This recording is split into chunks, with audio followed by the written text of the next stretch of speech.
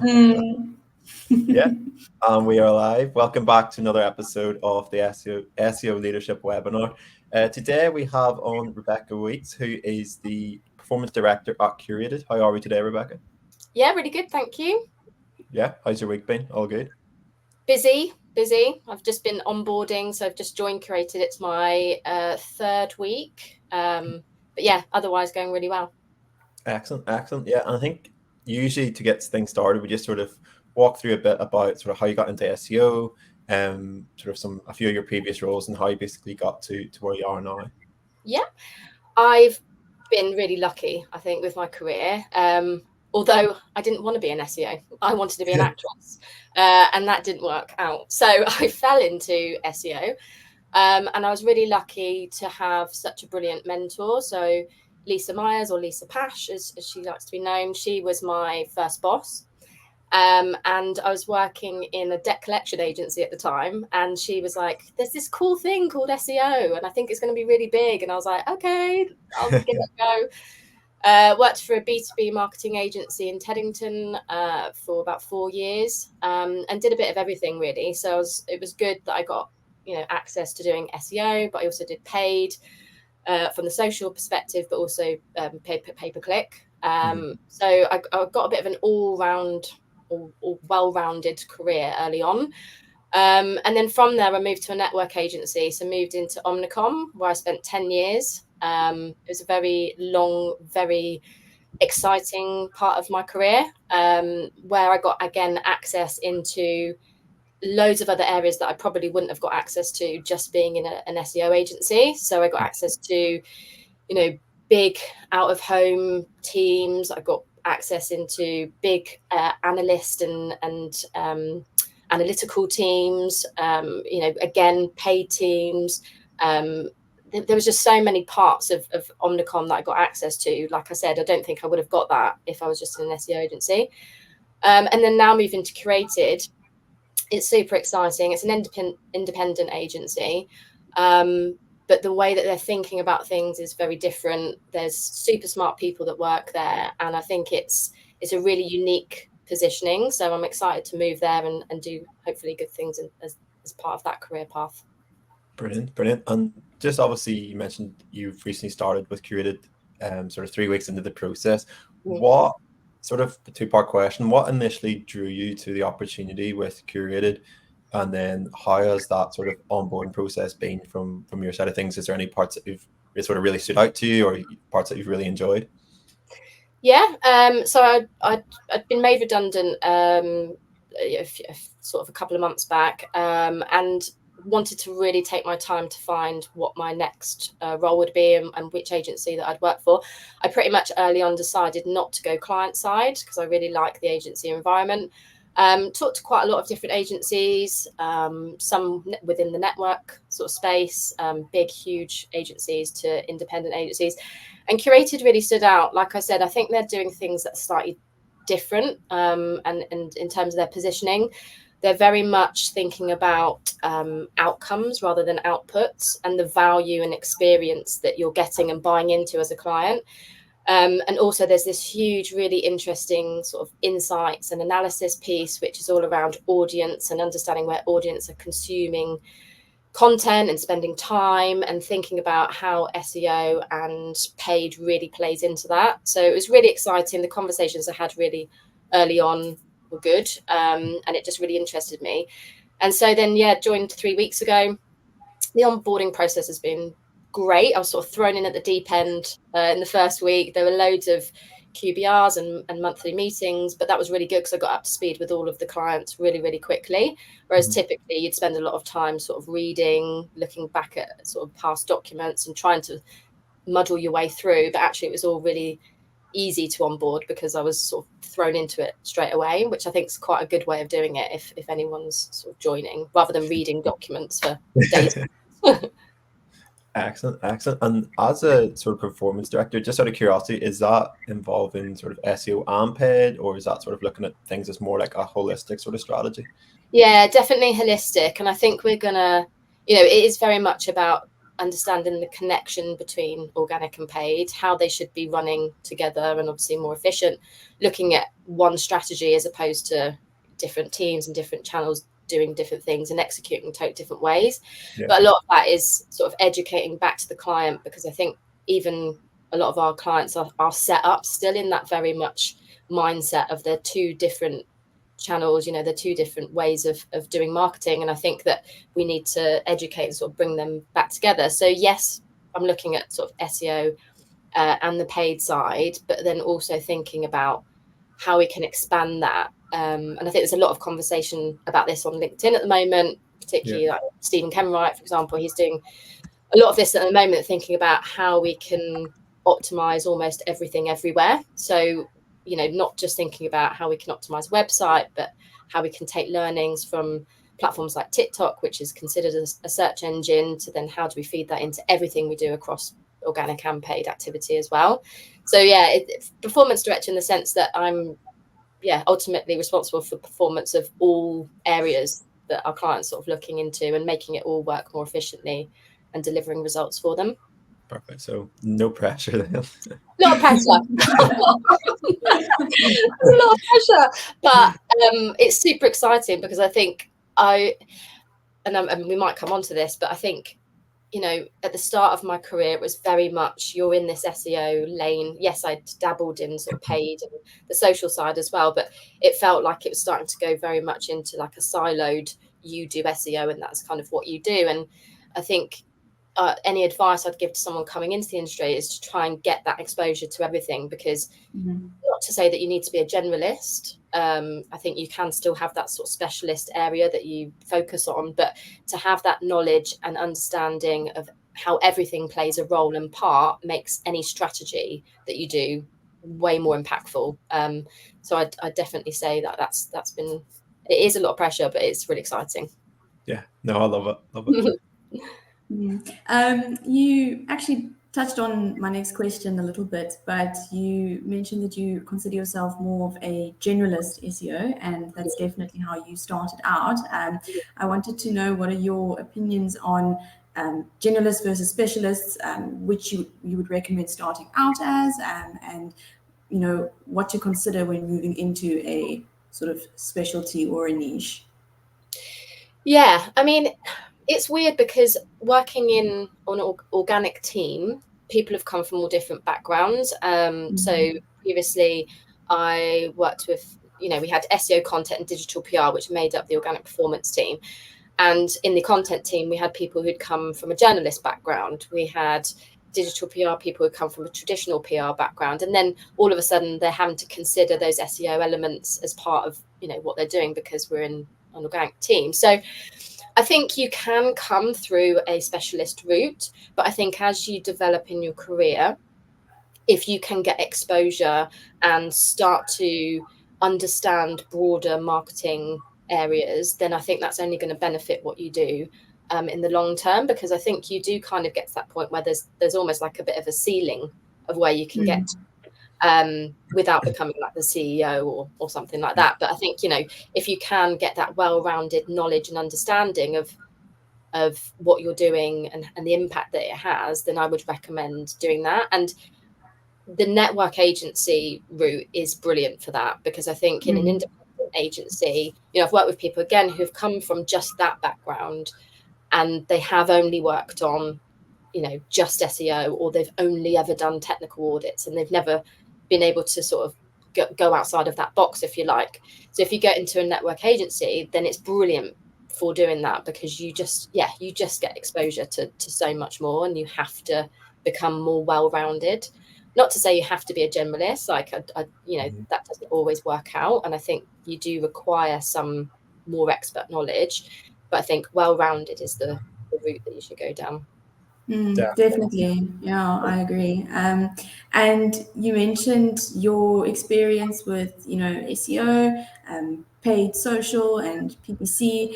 Do you have a personal preference, or do you sort of like all aspects? I wouldn't want to badmouth PPC, but for me, it's straightforward. You know, it's money in, money out, and I think there's a lot of automation around it now and things like that. Now, again, I work with someone called Toby, and he is brilliant, like one of the best I think that I've worked with. And you know, his results are, yeah, what he's doing for clients is absolutely brilliant.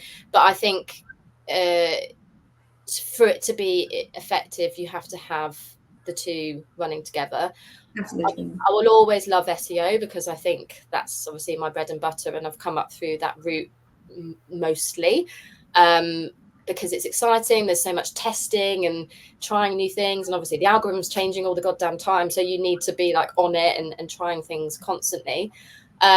Digital PR is exciting. I would say that for me is kind of where it's at, you know, particularly as things move into being slightly more brand focused, and brand having such a big impact on how things are changing, and particularly with the introduction of you know, SGE into results and stuff like that.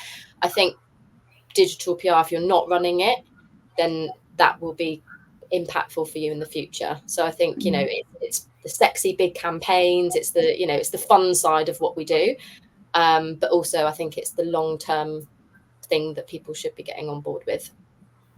Absolutely. Definitely. And Rebecca, just going back to what you were saying about moving from a specialist to like a generalist position, I actually think you're bang on there, and I think it's quite interesting because even maybe like a year ago, I think people were almost saying the opposite, whereas, you know, maybe start as a generalist and then like find your niche, find what you enjoy, and then, you know, focus, almost like pigeonhole yourself in that. But I think you're right, and I think a lot of the senior roles that we work on, they are looking for people who have grown into like almost like a T-shaped marketer where they can have worked across multiple departments and things like that. So I love that.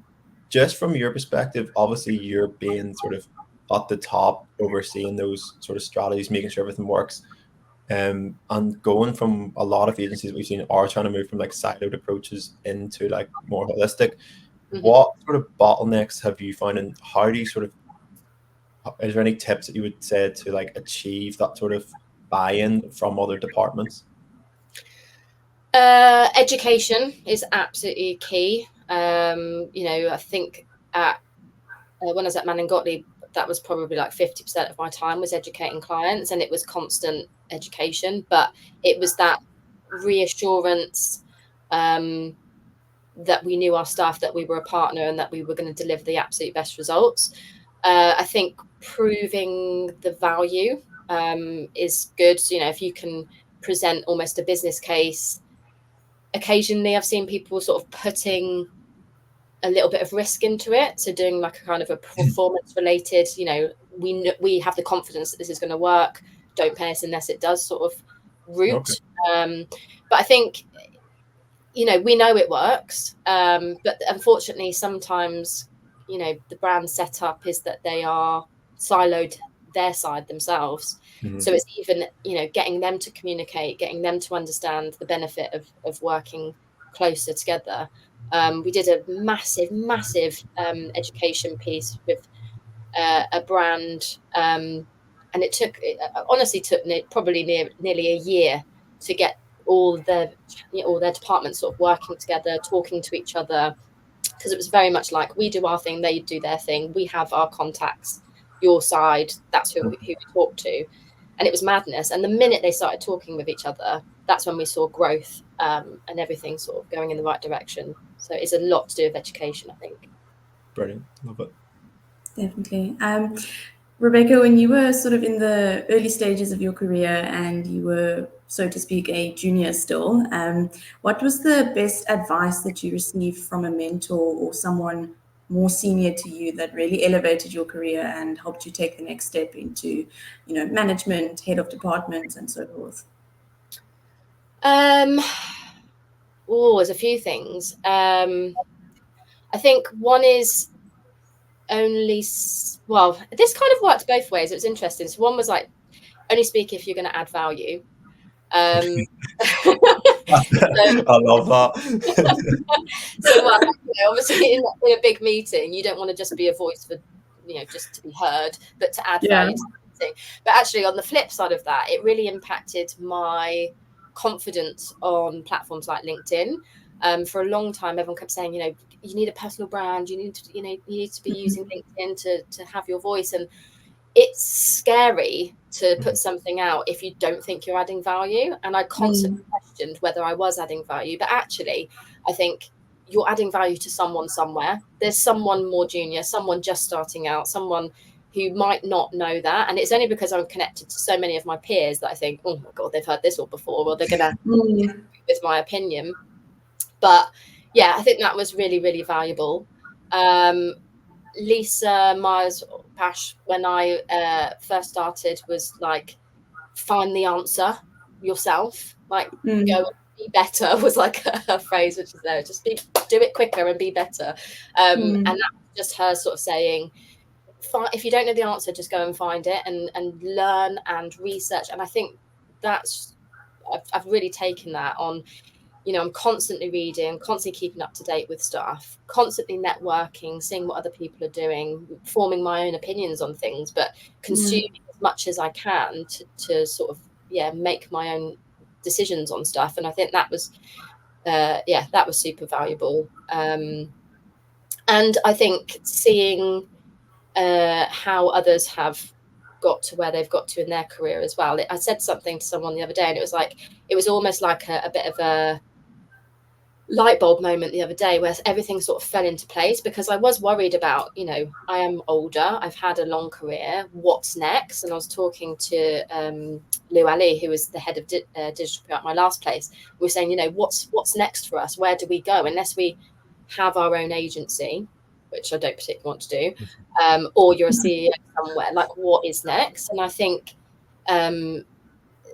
recently I've seen this kind of opening up of exactly what we've discussed now, of becoming something different, changing the route of what is available, because I think it was kind of mapped out for us, and now we can shape things to how we want them to be because of our experience, because of what we can bring, which is really exciting. And I've been very brave. I've decided I've submitted loads of pitch talks recently, which again is going back to that, like adding value and thinking about things in ways. And you know, I saw something from Stephen Kenwright not long ago where he, you know, that had all fallen into place for him as well, and he was really nervous previously of doing all these talks. And I was like, hey, you know, whenever I've seen you, you're so confident, the way you come across is incredible, but you know, you have to put yourself out there, and then when you are, someone will take something from it, and if you can impact that one person, then that's brilliant, which is what I'm trying to do next. Yeah, no, I totally agree, Rebecca. And you mentioned obviously about importance of like sort of personal branding, networking, and how much sort of emphasis do you put on like your personal brand, and what sort of networking advice would you give to like junior SEOs that are looking to sort of make that next step, or even just either for their own personal benefit down the line in terms of career wise, or even just for like currently like right now for their knowledge? Is there any events or people you would sort of recommend to follow? Loads of people to follow. Stephen Kenwright, obviously, Andrew Holland. I think what I like about him is he does things in a different way, which I like, and he doesn't sort of ask for forgiveness on the fact that he doesn't follow the format that is expected of LinkedIn with those short posts and emojis everywhere. He just writes like literally a whole massive essay on. But what I love is he makes it incredibly digestible, and for anyone who is new or even, you know, brands who are interested in SEO, he just makes it easy to understand. He simplifies such a complex topic. So I definitely recommend him. Tom Shivers for digital PR. He just makes me laugh, and I think he's kind of thinking outside the box quite a lot. Areej, because she's doing phenomenal things, you know, representing women in the industry, which has been a huge issue for quite a long time, and I think that she's really making a stand for that, which is really good. But any advice I would give is just go to everything and find the most, you know, find the forum or the place where you feel that you fit, and then just absorb it. And for most things, like Brighton SEO is brilliant for the networking more than anything. Like obviously the speakers are great, and go to all the conference side of it, of course, but just going to talk to people and bouncing ideas off people. And, you know, I remember going to one of the first ever Brighton SEOs, which was like in a pub. Yeah. 20 people around a table, and I was there on a napkin, literally like scrawling down everything that everyone said, because there were super smart people. And actually I got loads of interesting, you know, advice and on career, but also, you know, really technical people sitting next to me. So if you can get that one-to-one at these networking events, like, absolutely do it. You know, I've got people from my agency, from Curated, now going over to Agency Hackers in Ibiza, and they're spending loads of time just, you know, talking with really smart people in similar situations. But, you know, that's where you're going to get the best advice and sort of help your career. Yeah. No, I don't know if you know Chris Simmons, but he was telling us about the first Brighton's SEO when it was literally just like in the corner of a pub. It wasn't even like a private room or anything like that. It was absolutely brilliant. It was absolutely brilliant. And you know, you see the people now, and, you know, I don't even know what you call them, but, you know, the ones that have been around the longest in the industry. And I suppose I'm one of those as well, but, like, you know, that been around for a very long time. But if you can get hold of one of those people at some of these events, it's absolutely gold. Yeah, absolutely. Brilliant. You call them the veteran SEOs. Oh yeah. What you mean is the oldest people in the room. the vets. Rebecca, I'm not sure if you saw, but I think it was last week or maybe the beginning of this week, there were debates going around about, you know, the importance of side projects and, you know, having your own separate sites to do testing and figuring out new things. What are your thoughts on side projects? Do you think they're super valuable to have, or maybe a different opinion? Yeah, 100%. When we were at Omnicom, we really encouraged that, and we would have our own site. So we'd usually use Omnicom's own site as like a testing platform for things, just to see what worked, what didn't work. Any juniors coming in, we'd recommend them setting up their own site to do that exact thing on. And I think it's really, really valuable. You can get learnings really, really quickly from it. But also I think, and maybe I shouldn't encourage this, but I will, but, you know, doing freelance stuff on the side is really valuable as well, I think.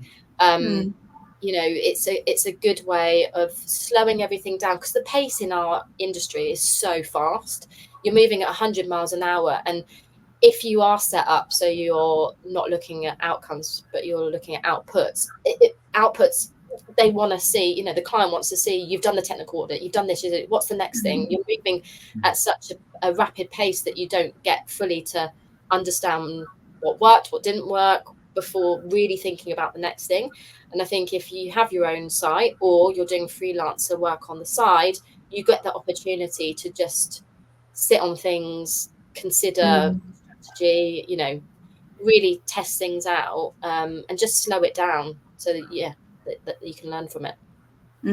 I can't imagine like the pressure sort of agency side where you are having to do all these client outputs, but I mean, there's a risk because it's sort of the client's bread and butter. So we also advocate a lot for testing things out on separate platforms so that you don't, you know, all of a sudden have your clients' things explode on your watch. yeah, exactly. And then you can take those learnings. You'd be like, actually, that works. You know, we can definitely roll that out. I definitely think it is worth doing, 100%. And I love what you said about the freelancers as well, Rebecca, because I think even for like sort of people with like maybe 2-3 years experience, even having that freelance background or getting into that where they can see what it's like to like sign a client themselves, like do a pitch, or just even doing like more client facing experience, stuff like that. And even dealing with like the finance side of things, like seeing, you know, how much revenue and stuff they're growing and stuff like that, learning in a more like commercial acumen, I think is going to set them apart like big time, like down the line as well. Exactly right. Because I think when you're right, when you do freelance, you have to be all parts. Yeah. So you have to be involved in all areas. And, you know, if you are, say, an exec coming in, you might have 10 tech audits that you have to do, which is unfortunate. I don't think that should be the setup. I think you should be involved in everything. But, you know, you're doing those audits. You don't see the impact that that has. You don't see what that's done. You know, if you're not in the analytics all the time, if you're not doing all those parts, which I think you should be, but unfortunately some of the bigger setups aren't like that. You don't get to see the end result. You don't get to see the impact. You don't get to see, how much revenue you're actually generating for a client and stuff like that. So it's hugely valuable to see it through end to end and be part of it all. Yeah, no, couldn't agree more. And just to sort of move away, in terms of whenever you're moving to a new position, especially sort of a senior level like yourself, what's the sort of the biggest challenges in your head before you actually start? And how do you sort of get the team on your side? Because obviously coming in new and coming in sort of at the top level, is there any sort of a tips or advice you can give to other people to like get the team on board as quick as possible? I think the best thing to do is to meet with everybody one-on-one, and try to understand, almost do it like mini interviews really, to understand what the biggest challenges are for them. If they understand why I've been brought in and what my role is and how I can support them and move everything on from their side of things. So I did that at Curated, and it was great because everyone sort of almost said the same thing, which was brilliant because then I knew exactly where I could plug in, what I could support them with, how I could push everything on, but then where I can start to add value. So, you know, if they're missing X, Y, Z, I can come in and say, well, actually, I've got that experience. I can help sort of move that on.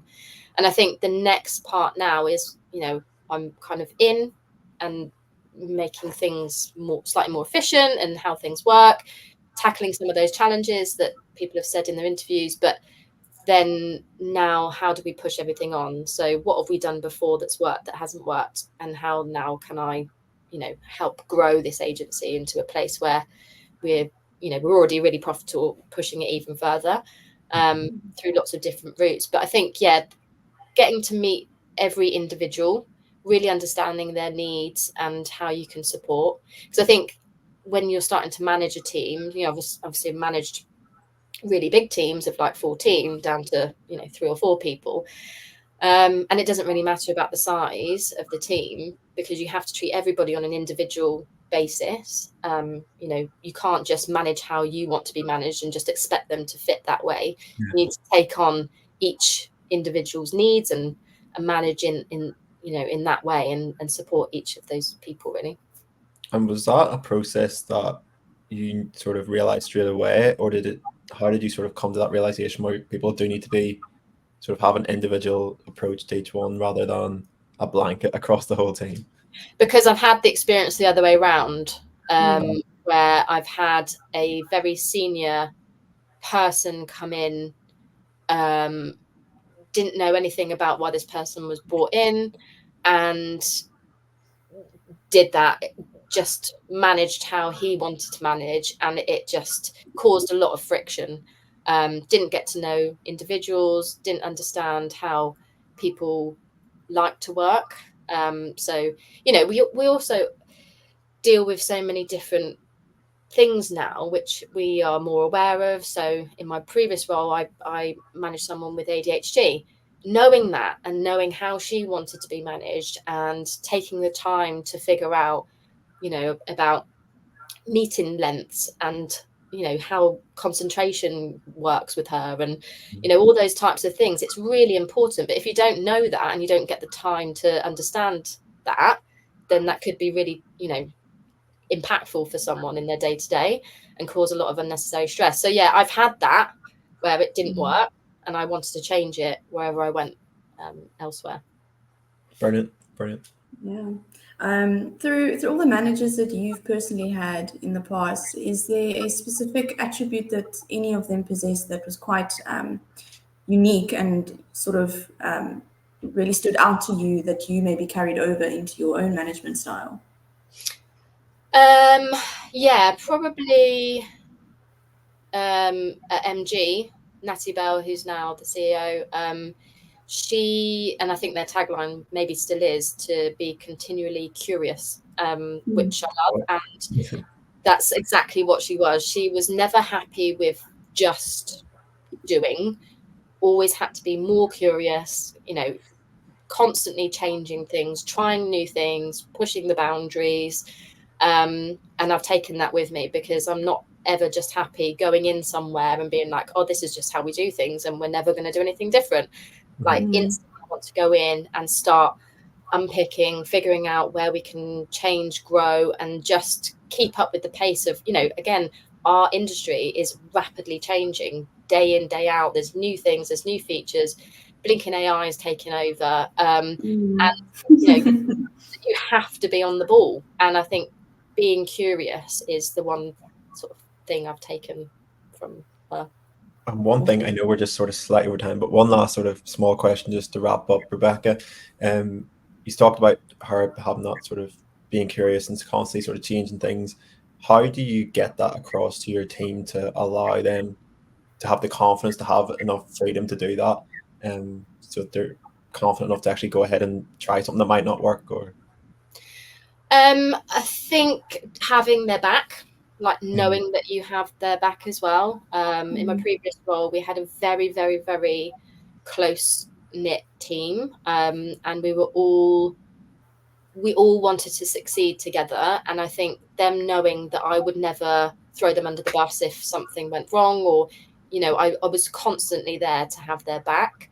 And I think, you know, that's key, that they know that someone's there for them in a senior sort of management position.